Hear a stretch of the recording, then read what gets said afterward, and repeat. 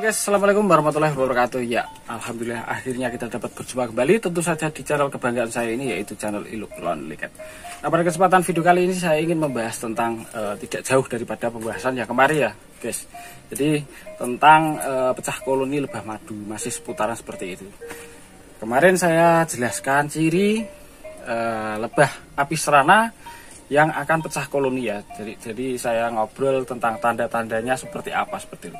Nah, hari ini saya ingin mengajak teman-teman semua melihat visualnya seperti apa, yaitu tentang ciri-ciri lebah apis rana yang akan pecah koloni yang banyak lebah bejantannya atau dronenya. Oke, langsung saja kita lihat guys.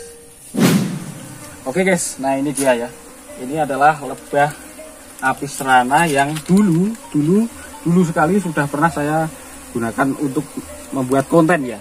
Jadi ini dulu ada yang request supaya lebah ini saya biarkan, tidak saya ganggu, tidak saya panen seperti itu, agar pecah koloni secara pasif atau secara alami ya guys. Nah ini dia. Ini terbukti setelah lebahnya saya diamkan, tidak saya panen dan sebagainya, akhirnya mereka akan melakukan pecah koloni. Nah ini dia salah satu ciri-ciri lebah apis rana yang akan pecah koloni adalah adanya lebah bejantan. Nah ini ada banyak sekali ya guys. Nah ini yang seperti ini ya. Nah itu dia. Nah ini yang gemuk-gemuk, yang hitam seperti ini. Nah ini dia. Itu adalah lebah drone atau bejantan guys. Nah ini dia. Ini tidak akan lama lagi insya Allah untuk koloni yang satu ini pasti akan pecah koloni ya guys. Nah, seperti ini.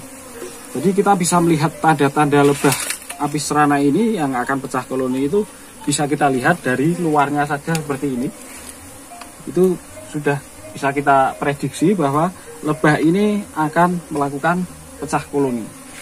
Nah seperti itu ya teman-teman, cara kita memprediksi lebah kita akan melakukan pecah koloni. Nah, apabila teman-teman tidak ingin lebahnya pecah koloni ya, karena lebah apis rana ini apabila pecah koloni itu ada nilai plus dan minusnya. Yakni apabila lebah kita melakukan pecah koloni, otomatis akan menjadi lebah yang koloninya itu mengecil kembali ya, jadi sedikit kembali. Dan apabila kita tidak pecah koloni, lebah kita itu otomatis akan masih super ya, seperti itu. Jadi untuk mencari madu dan sebagainya itu masih dalam satu koloni, jadi akan lebih cepat untuk memproduksi madunya.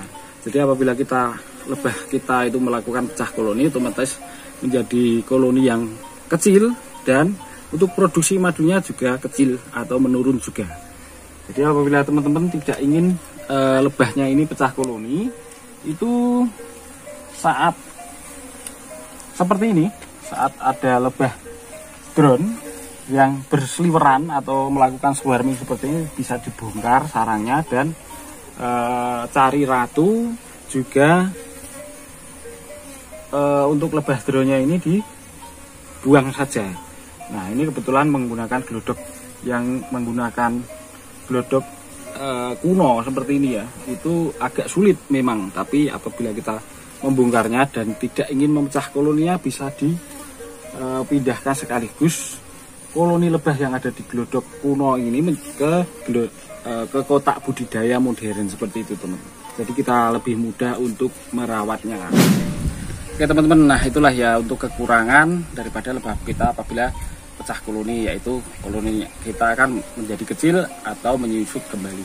Dan untuk kelebihannya itu otomatis kita akan tambah satu koleksi kembali, yaitu lebah apis rana yang kita bisa, apabila di tempat kita sudah kebanyakan mengoleksi atau membudidaya, itu kita bisa menjualnya. Karena kalau di satu lokasi kita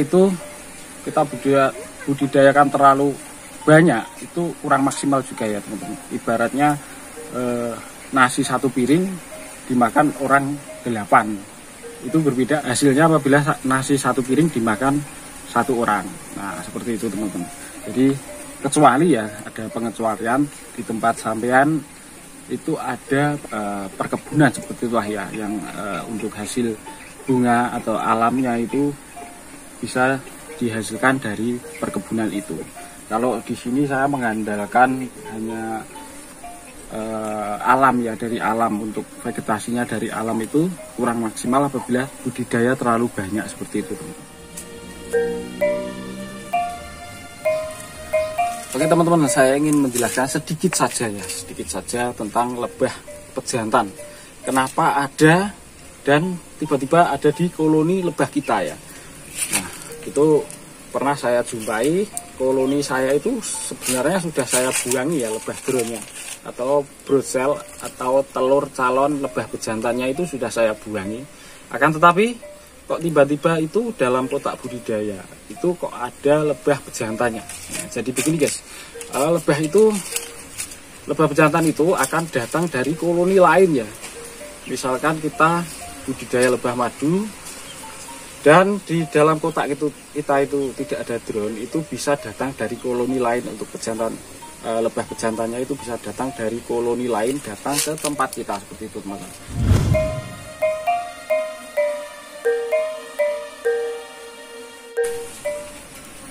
Oke teman-teman, nah itulah ya, jadi seperti itulah untuk cuap-cuap hari ini. Semoga ada manfaat yang bisa diambil daripada video ini ya teman-teman. Dan kemungkinan untuk perjumpaan kali ini sampai di sini dulu. Subhanakallahumma wa bihamdika asyhadu alla ilaha illa anta astaghfiruka wa atubu ilaik. Wassalamualaikum warahmatullahi wabarakatuh.